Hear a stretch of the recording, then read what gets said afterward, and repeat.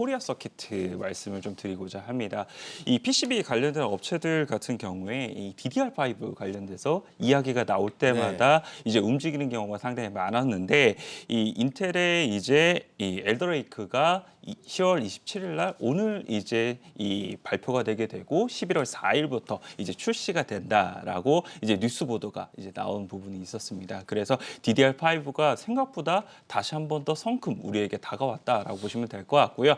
원래 계획 자체보다도 한 분기 정도가 땡겨졌기 때문에 이런 부분에서 생각을 해봤을 때는 DDR5 관련된 종목들이 지금 충분히 움직일 수 있는 부분이 있겠구나라는 것을 첫 번째로 생각을 해볼 수가 있는 것 같고요. 두 번째 같은 경우에는 이렇게 모멘텀이 충족이 되었는데 실적에 대한 부분은 어떨까라는 부분을 생각을 해보게 되었을 때에도 이런 PCB 업체들에 대한 지금 실적은 상당히 매우 좋을 수밖에 없는 환경이다라고 보시면 될 것 같습니다. 이 FC BGA 같은 경우에는 요즘 워낙 이 공급 부족이 일어나게 되게 되면서 많은 이제 이 관련된 회사들에 대해서 실적을 올려주고 있는 부분이 있다라고 보시면 될 것 같은데요. 이 코리아 서킷 같은 경우에는 사실 지금 같은 경우에 지금 현재 상황에서는 FC BGA보다는 이제 HDI라고 해서 이 스마트폰에 들어간 주기판을 이 주요 사업으로 잡고 있기는 하지만 FC BGA에 관련돼서도 수주를 이미 많은 장기로 이제 갖고 온 부분이 있습니다. 그래서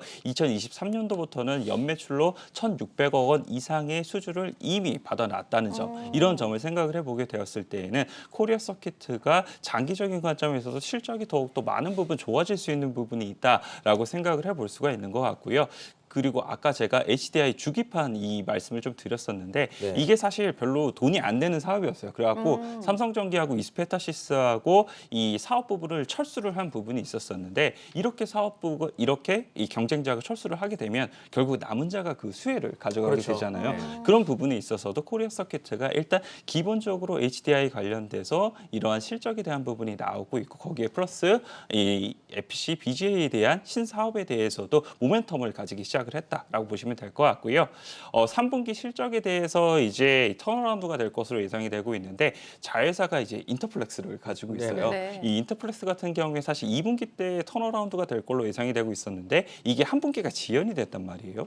그런데 이제 3분기 때는 갤럭시 폴드에 디지타이저를 납품을 하게 되면서 이제 이 실적이 영업이익 한 90억 정도 흑자가 날 것으로 예상이 되고 있습니다. 만약 이렇게 되었을 경우에는 코리아 서킷에 대해서도 이 실적으로 잡히기 때문에 이런 부분이 코리아 서킷의 실적을 더욱더 견인해 줄 수 있는 부분이 생길 것이다라고 보시면 될 것 같고요. 지금 현재 시가총액이 한 3,600억 정도 되는데 이 3분기 영업이익이 예상치가 지금 한 260억 정도 되고 있어요. 그만큼 실적의 턴어라운드가 크고 밸류에이션적인 매력도도 많이 생긴다라고 보시면 될 것 같고요.